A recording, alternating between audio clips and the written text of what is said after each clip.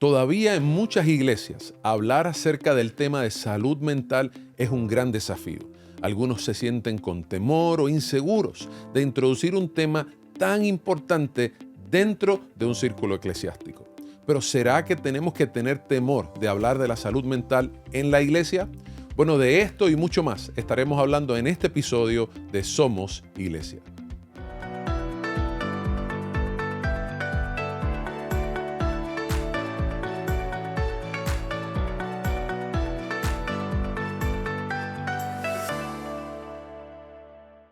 Saludos a toda nuestra audiencia que se conecta constantemente con nosotros aquí en Somos Iglesia. Gracias a toda la audiencia que está conectada con nosotros en los Estados Unidos, en Centroamérica, Suramérica, el Caribe y aún también fuera del continente americano, en Europa y otros lugares. Gracias por conectarse con nosotros y compartir el contenido de este podcast Somos Iglesia.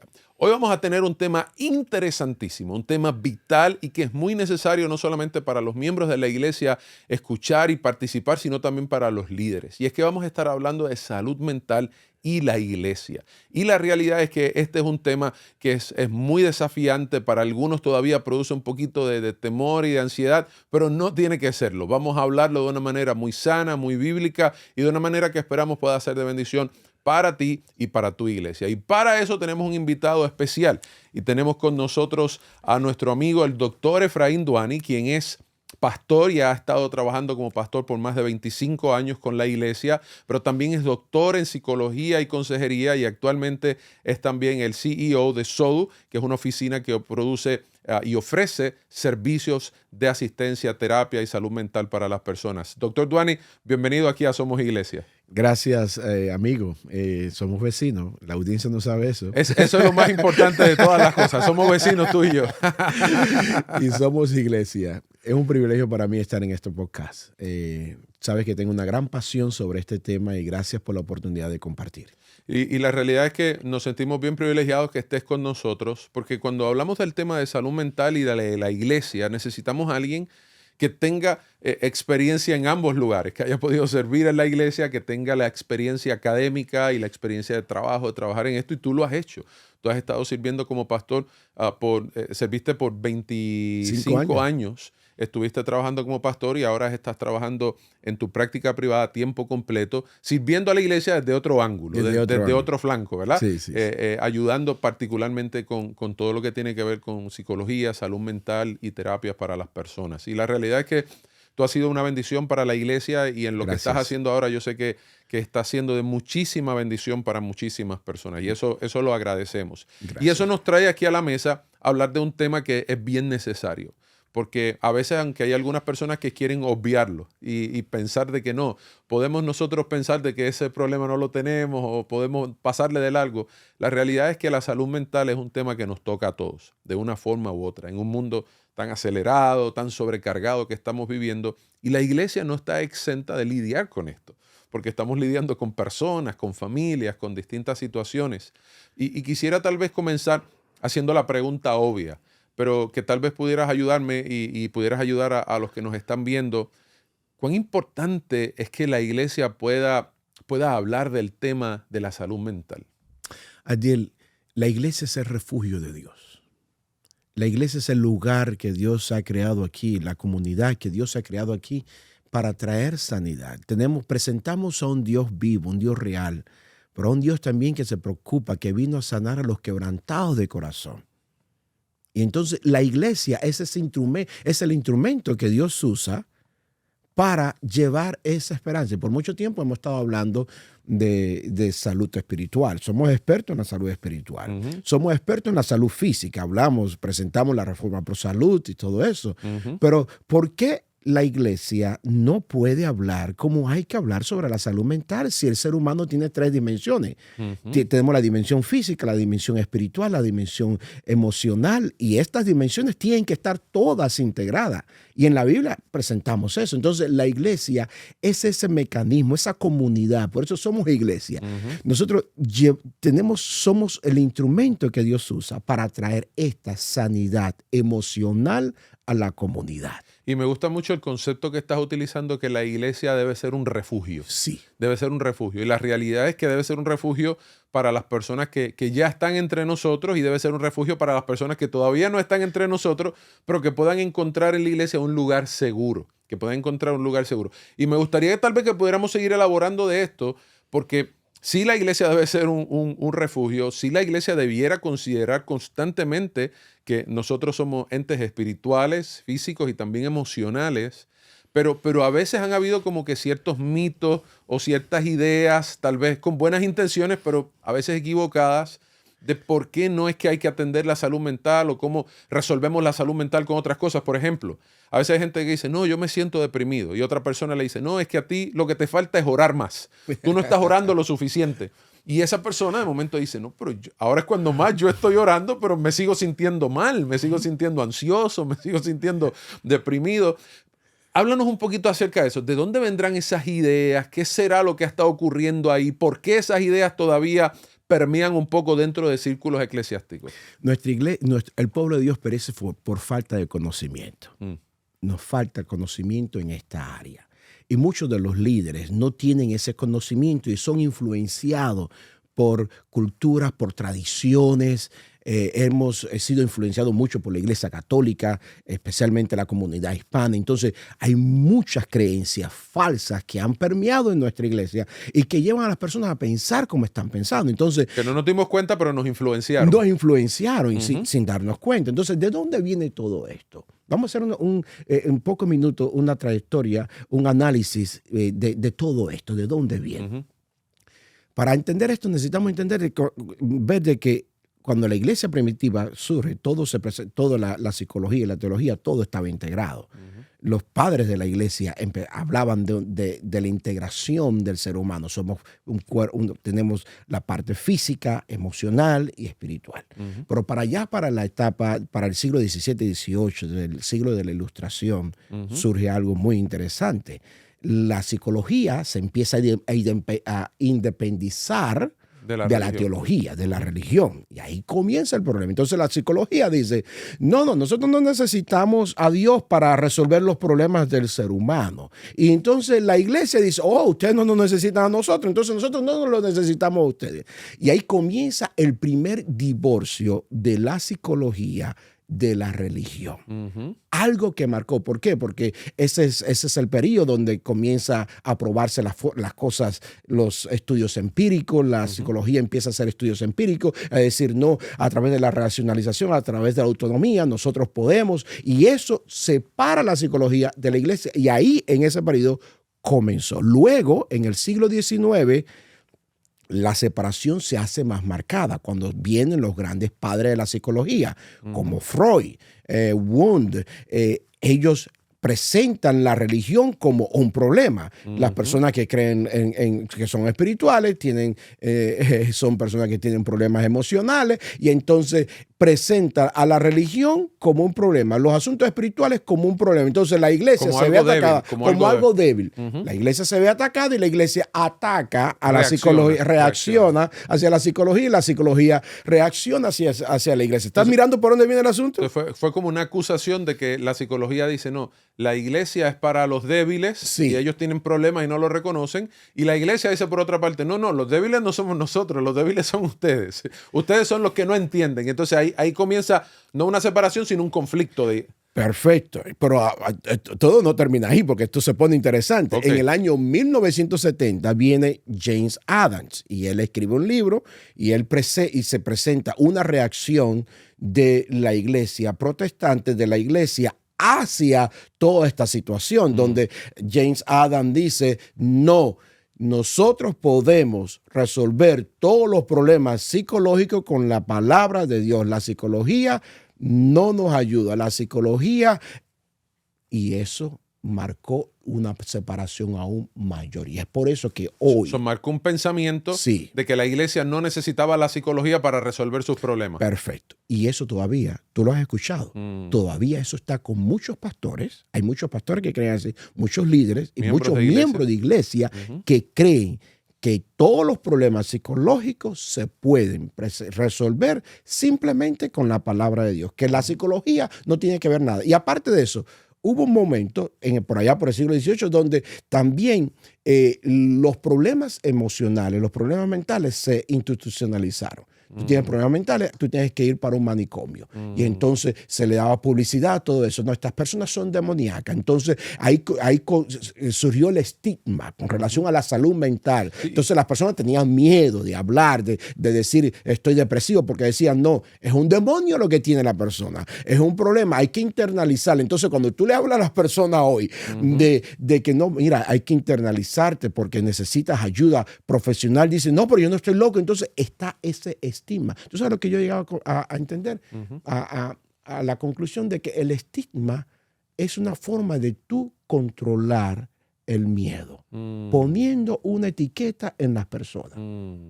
Y antes se estigmatizaba a los esclavos, se estigmatizaba a las personas que tenían problemas de salud mental, se les veía como débiles, y ahí es donde está, esa es la raíz. La gente por miedo a esas etiquetas resistieron el reconocer que ellos tal vez necesitaban ayuda para lidiar con su salud emocional, su salud mental. Y me hace mucho sentido porque yo he escuchado personas que inclusive me han dicho, no, yo no tengo que ir a un psicólogo porque yo no estoy loco. Ahí está. Y entonces esa diferencia entre pero fueron los extremos. El problema no es si estás loco, no, es que la salud mental necesita ser atendida adecuadamente, pero esa herencia que tú no estás contando, esos estigmas, hicieron que la gente le tuviera miedo o que la gente tal vez no pensara que eso era lo que podían necesitar. Eso es lo que nos estás mencionando aquí en esencia. Perfecto. Entonces, ¿cómo esto afecta a la iglesia? Entonces, la iglesia que está supuesta a presentar un evangelio de gracia, de sanidad, pierde la esencia de lo que es el evangelio. Porque el evangelio está para atender al que está sufriendo. Pero cuando tú estigmatizas el sufrimiento, cuando tú dices el sufrimiento, cuando tú moralizas el sufrimiento y dices, no, si tú estás sufriendo es porque tú hiciste algo malo. Si tú estás triste es porque, ¿qué pecado tienes? Estás dando diezmo, estás dando ofrenda. Cuando sí, algo escondido tienes. Tienes algo escondido. Entonces, ¿cómo los hermanos se van a levantar y buscar ayuda y decir, estoy en depresión, yo todos los días lo veo? Atiendo una comunidad cristiana muy grande y todos los días lo veo. Personas que están sufriendo en silencio. Ayer mismo me decía una persona, fui violada cuando tenía 5 años. Luego fui violada cuando tenía 10 años. Y luego fui violada cuando tenía 19 años. Y nunca he podido hablar de esto. Y he estado sufriendo, sintiéndome culpable de que yo fui responsable. Y en la iglesia me decían, si tú no perdonas, tú te vas a perder. Y ella me decía, ¿cómo puedo perdonar esta herida tan profunda, emocional que yo tengo? ¿Cómo puedo perdonar? ¿Cómo me puede decir que yo me voy a perder por cargar con una herida que yo no tuve la culpa? Y todo esto está conectado con lo que hemos estado hablando. Entonces me llama mucho la atención lo que estás diciendo, porque lo que estás mencionando es un problema muy grande que la iglesia tiene que enfrentar, porque de no enfrentarlo o corremos el riesgo de convertirnos en una iglesia que es muy dura sobre la gente que sufre o muy indiferente sobre la gente que sufre. Entonces, es como que los extremos también. Si nosotros no reconocemos como iglesia que esto necesitamos atenderlo, podemos correr el riesgo de convertirnos en una iglesia dura, que dice, no, es que tú tienes que hacer esto, tú no has hecho esto es lo que tienes que hacer. O por otra parte, nos convertimos en totalmente indiferentes. No nos importa, mejor mantengamos la apariencia de que todo está bien, aunque la gente esté sufriendo en silencio. No sé si hace sentido esto que te estoy diciendo. Hace mucho sentido y está muy bien. ¿Tú lo has visto esto de forma directa que puedas decir, sí, mira, yo me doy cuenta porque la gente llegan siempre con esas heridas o llegan con esas preocupaciones? ¿Es algo que tú has podido constatar en tu experiencia como consejero? Continuamente. ¿Por qué? Porque tu salud emocional influencia en tu salud espiritual. Eso es un concepto de Peter Scazzero. Tu salud emocional influencia en tu salud espiritual. La realidad es que ese es un gran libro para que la gente que están buscando leer acerca de este material. Es Espiritualidad Emocionalmente Sana, de Pete Scazzero. Yo recomiendo ese libro. Es un libro muy, muy bueno para poder leerlo. Y Dani, la realidad es que tú estás hablando y yo estoy aquí procesando cuántas veces nosotros, aún con buenas intenciones, hemos estado limitando las personas de encontrar en la iglesia ese refugio, de encontrar en la iglesia ese refugio. Y me gustaría que entonces pudiéramos seguir ampliando de esto y desde tu perspectiva, desde tu experiencia, desde tu expertise, que pudiera tal vez hablarnos un poquito qué cosas necesitaría tener en cuenta la iglesia para convertirse en un lugar seguro, para convertirse en un refugio, para convertirse en una comunidad que pueda bendecir, ayudar, escuchar a las personas que están sufriendo en silencio. Nosotros necesitamos entender la gracia, Diel. Necesitamos entender la gracia. Cuando yo voy a mi Dios, cuando yo voy a mi Jesús, yo veo la gracia. La gracia no te avergüenza. La gracia no te hace culpable por tu sufrir. La gracia te cubre, la gracia te levanta, la gracia te restaura. Yo hablo mucho de Mefiboset. Mefiboset no se merecía, estaba cargando las consecuencias de los errores de sus antepasados, de su abuelo Saúl. Estaba en Lodebar y David se acuerda del pacto y lo manda a buscar y lo sienta a su mesa. Eso es lo que hace la iglesia. Busca a esos que están en Lodebar, que es el mundo, que es el dolor, que es el lugar donde están las personas paralíticas emocionalmente. Los invita a través del Espíritu Santo, los trae y los sienta a la mesa. Pero cuando tú empiezas a decir, a definir quiénes se van a sentar en la mesa, quiénes van a recibir la gracia, quiénes no la van a recibir, ahí nos metemos en un problema, porque entonces estamos usando el sufrimiento para herir a las personas. Yo me encuentro con un Elías que cuando estaba necesitado, Dios no le dijo, oye, tienes que orar más. ¿Cómo tú vas? Cuando estaba en depresión, Dios no le dijo, no, Elías, ¿por qué tú estás? No lo cuestionó, no lo avergonzó. Veo la gracia de un Dios que dice, tú necesitas descanso. Sí. Tú necesitas comer. Veo a un Jesús. Necesitas un tiempo a sola para que recargues. Perfecto. Recargue tus energías.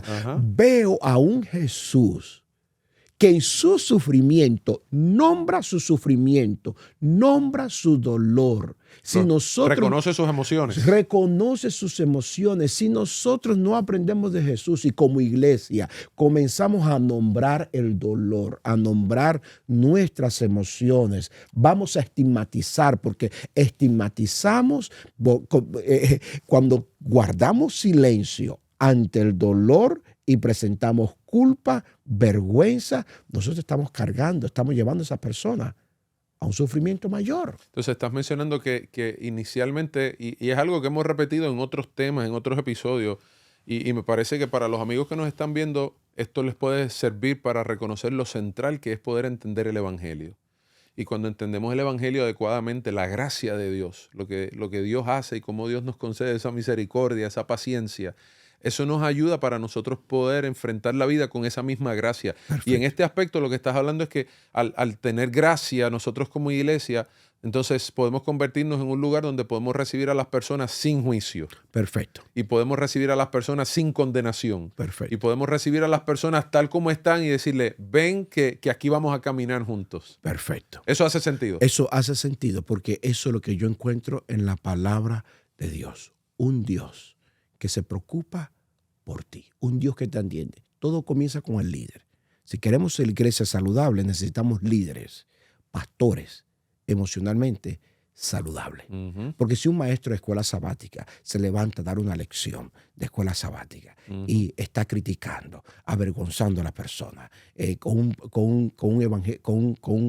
legalismo y no con gracia, ¿cómo eso redime? Sí. ¿Cómo eso sana? ¿Cómo eso transforma? Esa persona que probablemente está llegando por primera vez y viene de pasar un divorcio esa semana, llega y escucha que en la iglesia lo que van es a golpear. Yo no quiero estar en este lugar. Este no es un lugar de refugio entonces para mí.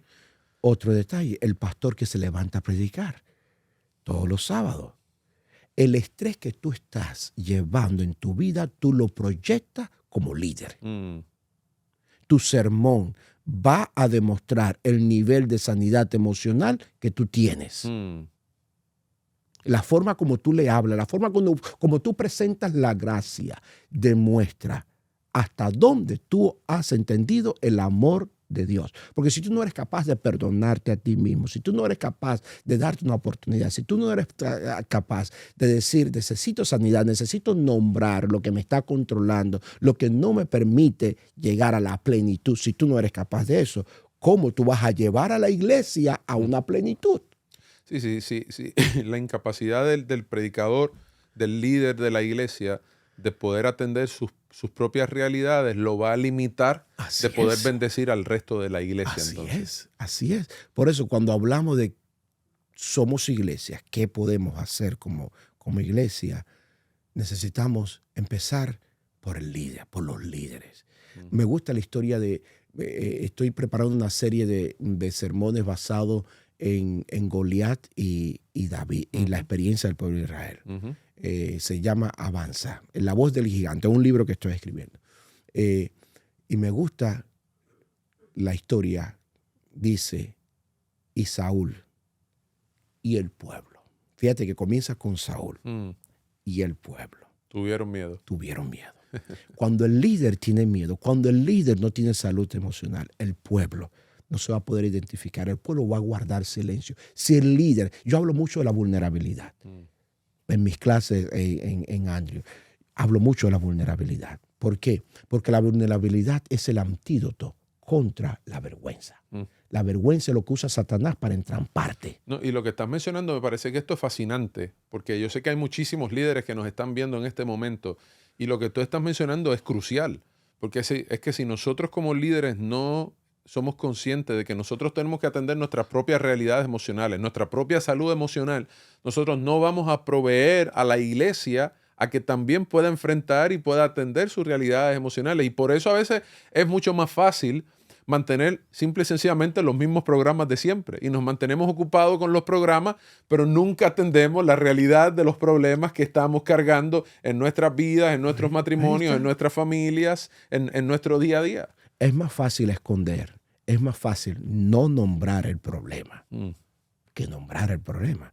Es más fácil llevar una fachada. Adán y Eva, ante su vergüenza, se escondieron, cubrieron.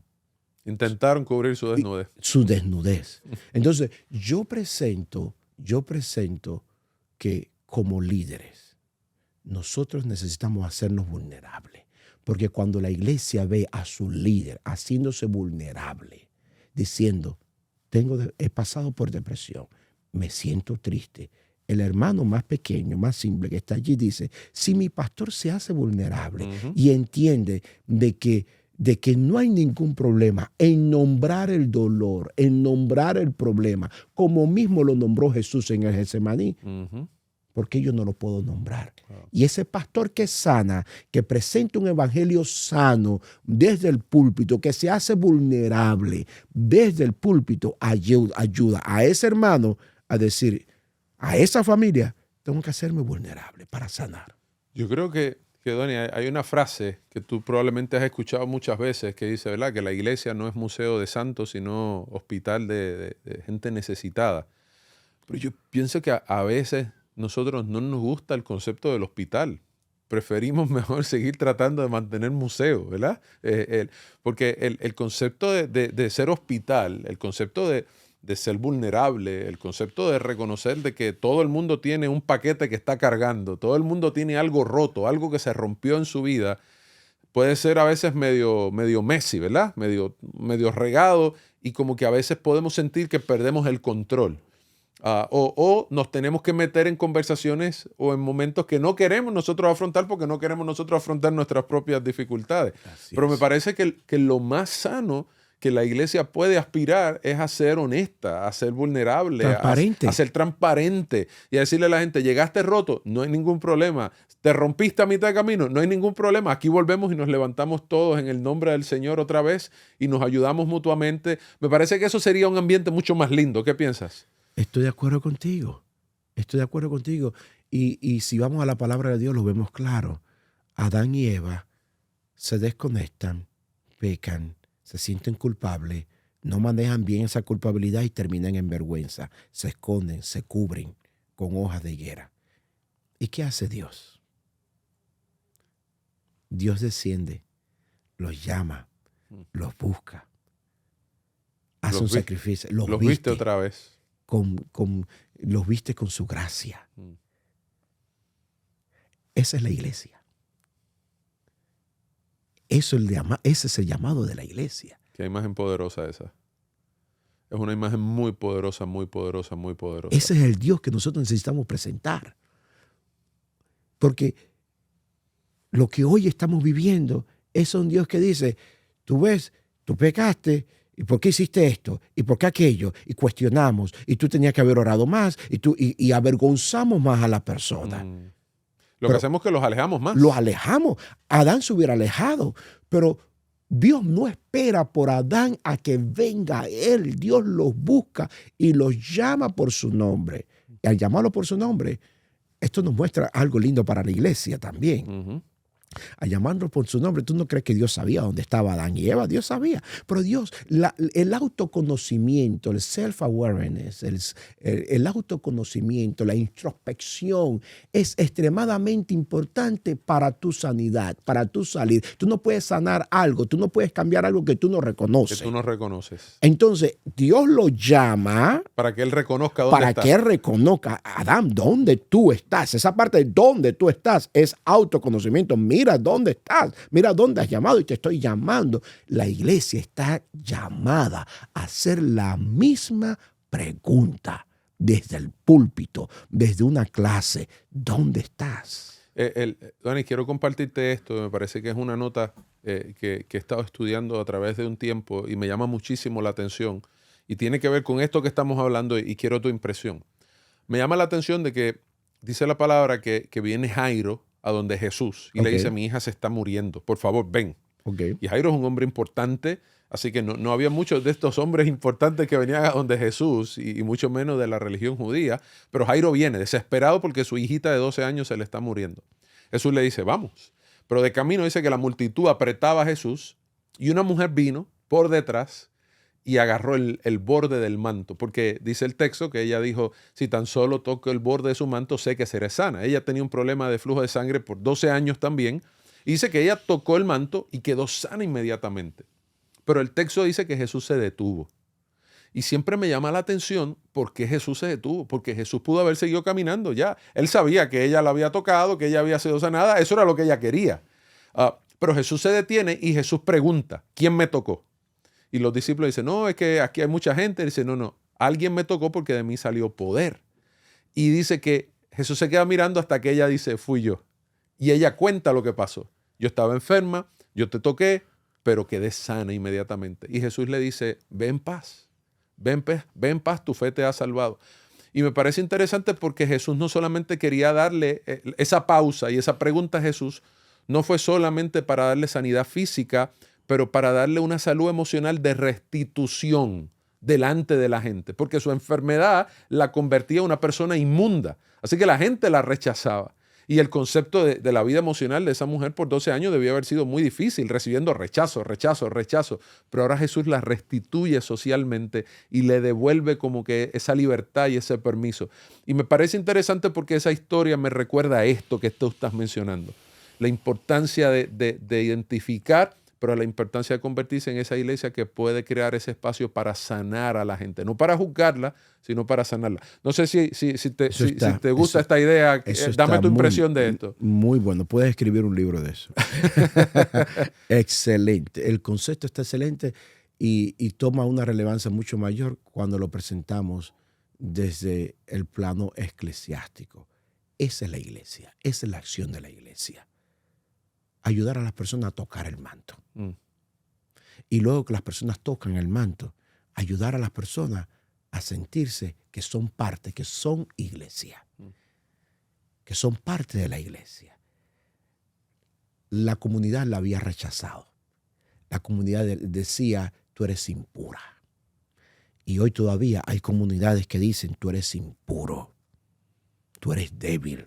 Ponen un estigma. Es el estigma que la comunidad le había puesto a esa mujer que había sufrido por 12 años. ¿Cómo vamos a poner un estigma sobre una persona que está sufriendo por las consecuencias del pecado?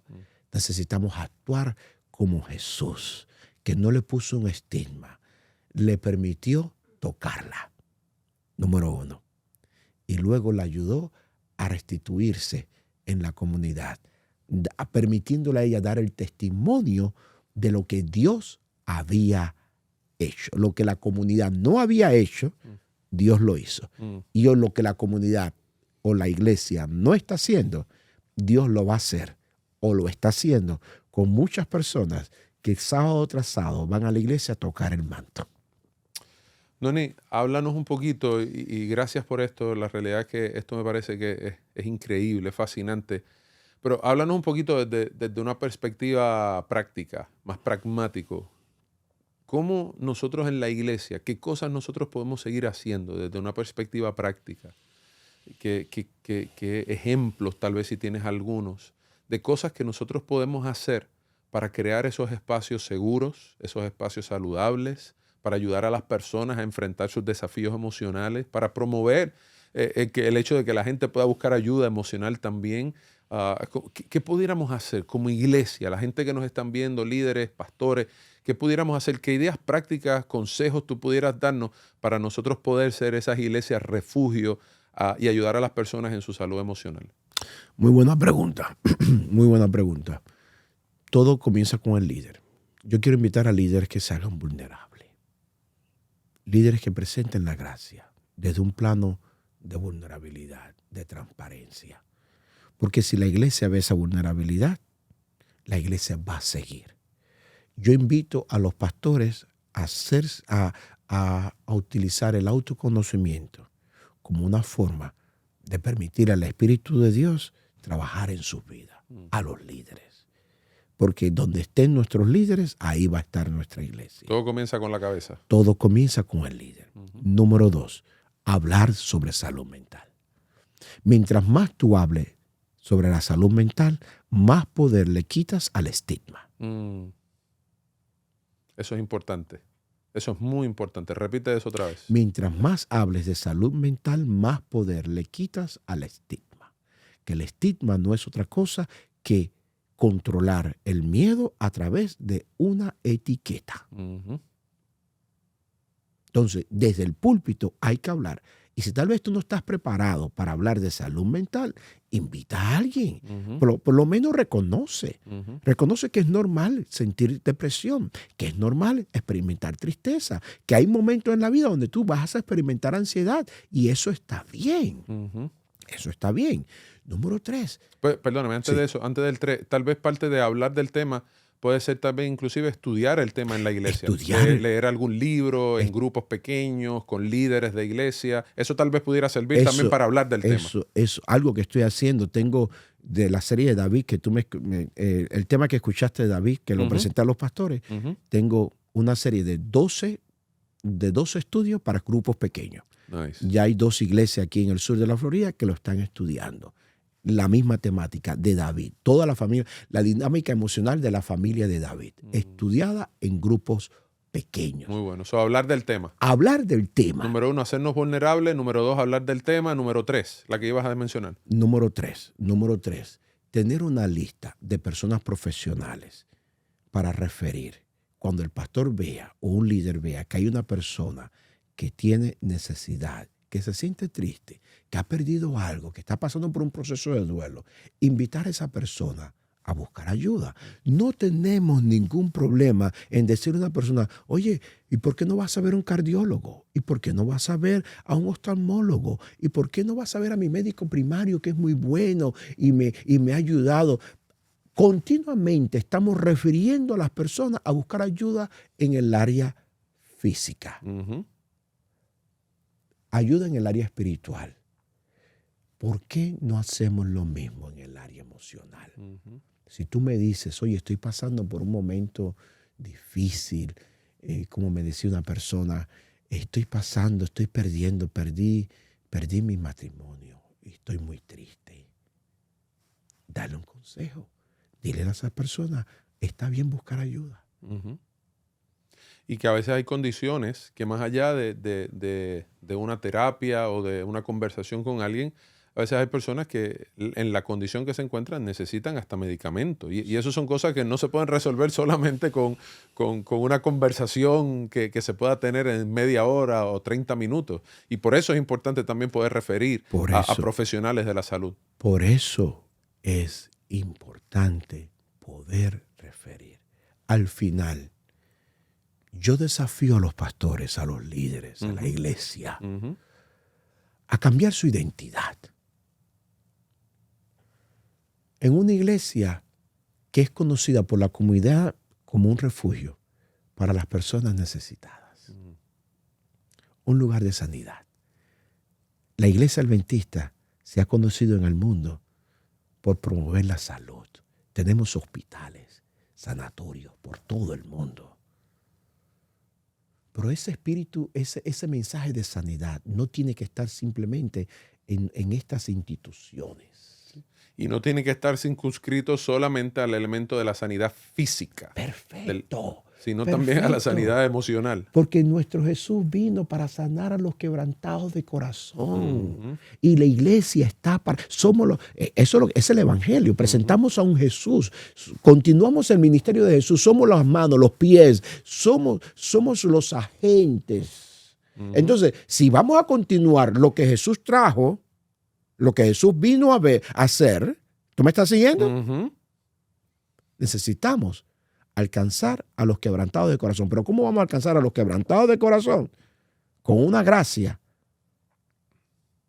que no es muy clara. O con ausencia de gracia. Con ausencia de gracia, con culpabilidad. Moralizando las enfermedades emocionales, sufrimiento. ¿Cómo los vamos a alcanzar? No, la iglesia está aquí para preocuparse por las personas que están quebrantadas de corazón, que su corazón ha sido quebrantado, que están sufriendo. Cuando nosotros cambiemos, nos empecemos a mover en esta dirección, Adiel, algo va a pasar. Algo va a pasar. En el nombre del Señor. Algo va a pasar, porque el Espíritu va a estar con nosotros, porque vamos a estar continuando el ministerio de Jesús. El ministerio de Jesús no solamente fue predicar el evangelio de salvación. Ese evangelio de salvación también incluye esto que estamos hablando. Exacto. Yo estoy totalmente de acuerdo con eso y agradezco esto que estás mencionando porque yo pienso que esto es bien liberador también. Para muchas iglesias a veces que tienen miedo, para líderes que tienen miedo de enfrentar este tema o de enfrentar esta realidad, no hay que tener temor de esto. No hay que tener temor de esto. Yo pienso que es muy necesario en los días que estamos viviendo, en la época que estamos viviendo, porque a diferencia de otros tiempos, y tú eres experto en esta área, yo no lo soy, pero en lo poco que he leído me doy cuenta que vivimos en una sociedad que está muy saboteada, muy sobrecargada, muy bombardeada. Y la gente está todo el tiempo llevando una carga de tensión que a veces es insostenible. Y nosotros hemos visto estadísticas de cómo la salud mental se ha disparado después del COVID, cómo esos números crecieron gigantescamente entre muchachos, no solamente gente adulta, sino entre muchachos, jóvenes, adolescentes, personas adultas. Y la iglesia necesita reconocer esta realidad en la que estamos viviendo, esta realidad de la sociedad. El 57%, hay estadísticas que dicen que el 57% de las personas que buscan ayuda en el área de la salud mental, donde primero van, es a una iglesia. Oh, wow, mira qué interesante eso. Entonces, imagínate, van a la iglesia. Es el primer lugar donde van a buscar ayuda. Con el líder espiritual. 57% de la gente va primero a una iglesia. Al pastor, a una iglesia, a su líder espiritual, para buscar ayuda. Entonces, si el líder espiritual no entiende lo que nosotros acabamos de discutir aquí, los acabamos de destruir ahí. Y le dice, no, tú no tienes que ver a un psicólogo, porque aquí con ayuno y oración vamos a resolver esto. Como una persona, yo conozco personas que hoy no están con nosotros porque en medio de una depresión profunda, con pensamiento suicida, la familia dijo, hay que abrir la Biblia y vamos a levantar, vamos a reprender al demonio, porque las voces que tú estás escuchando son las voces de un demonio. Y en vez de buscar ayuda profesional para que esa persona atendiera su depresión, se espiritualizó la situación y esas personas hoy no están con nosotros. Entonces, necesitamos hacer conciencia de esto. Las personas confían en sus líderes espirituales. Y tenemos una responsabilidad grande. Están confiando en la iglesia. Están confiando en la iglesia. Vamos a ponerlo así. Uh-huh. Las personas están confiando en la iglesia como un refugio. Pero si nosotros queremos hacer un cambio, necesitamos aceptar de que somos ese refugio en este tiempo, y el refugio está llamado a sanar a los quebrantados de corazón. Gracias, doctor Duani, por esta maravillosa conversación. Yo quiero animar a los amigos que nos están viendo en este momento que esta conversación usted tiene que volverla a ver. Este episodio no es solamente para verlo una vez, es para volverlo a repetir en varias ocasiones para poder procesar y digerir, porque hemos hablado cosas que son valiosísimas y muy necesarias. Y yo te agradezco de todo corazón este tiempo, esta conversación. Hemos hablado cosas que son muy sensibles, pero muy necesarias para la iglesia hoy. Y yo quiero a los amigos que nos están viendo en esta hora recordarles que si hay algo a lo cual debemos aspirar como iglesia es hacer un lugar de refugio. Y es hacer refugio no solamente para la gente que han sido golpeados físicamente, sino los que han sido golpeados emocionalmente y los que han sido golpeados espiritualmente. Nuestra iglesia tiene que tener espacios donde abracemos, donde amemos, donde no juzguemos y nosotros mostremos el amor de Dios y la gracia de Dios de forma real, tangible, donde nosotros podamos ser canales para que la gente pueda sanar no solamente físicamente, espiritualmente y emocionalmente, y donde nosotros podamos ayudar para que otros puedan encontrar la paz y la libertad. Inclusive, esta decisión es tan importante, esta conversación es tan importante que la vida y la muerte están en el medio de esta conversación, porque hay personas que pueden estar al borde de tomar decisiones que sean catastróficas o muy tristes si nosotros no le damos la ayuda que ellos necesitan. Así que oramos para que nuestras iglesias puedan ser esos lugares de bendición, de refugio y de restauración. Gracias por haber estado con nosotros. Dios te bendiga. Será hasta el próximo episodio de el podcast Somos Iglesia.